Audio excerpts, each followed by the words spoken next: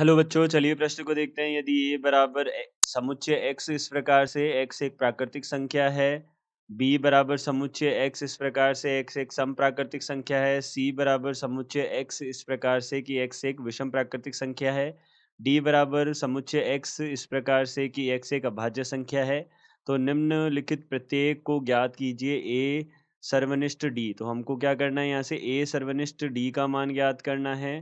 तो सबसे पहले हमने मुख्य अवधारणा देखी।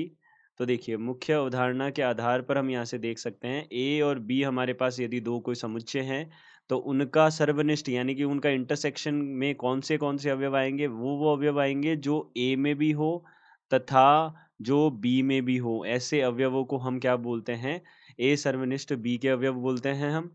तो देखिए, यह हमारे पास ए सर्वनिष्ठ बी के अवयव होंगे, यानी कि उभयनिष्ठ अवयवों की बात करते हैं हम यहाँ पे। तो हमने देखा, सबसे पहले देखिए ए समुच्चय को देखा। तो ए समुच्चय में हमारे पास में 1, 2 प्राकृतिक संख्याएँ, 1, 2, 3, 4, 5 इस प्रकार से हमारे पास अवयव आएँगे। बी जो है उसके अंदर क्या है, सम प्राकृतिक संख्याएँ हैं, यानी कि 2, 4, 6, 8, 10 इस प्रकार की संख्याएँ आएँगी।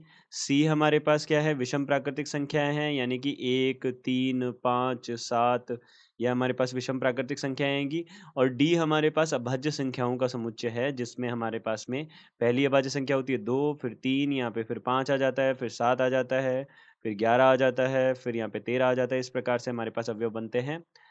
तो अभाज्य संख्याओं का समुच्चय बन जाएगा। अब देखिए, हमको ज्ञात करना है यहाँ से ए सर्वनिष्ठ डी। तो ए हमारे पास में प्राकृतिक संख्या है सारी की सारी, और डी हमारे पास में अभाज्य संख्या है।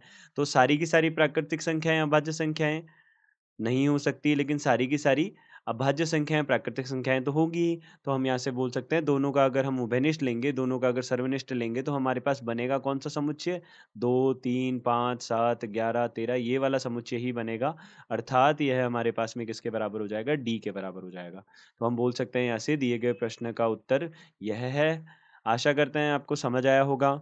धन्यवाद।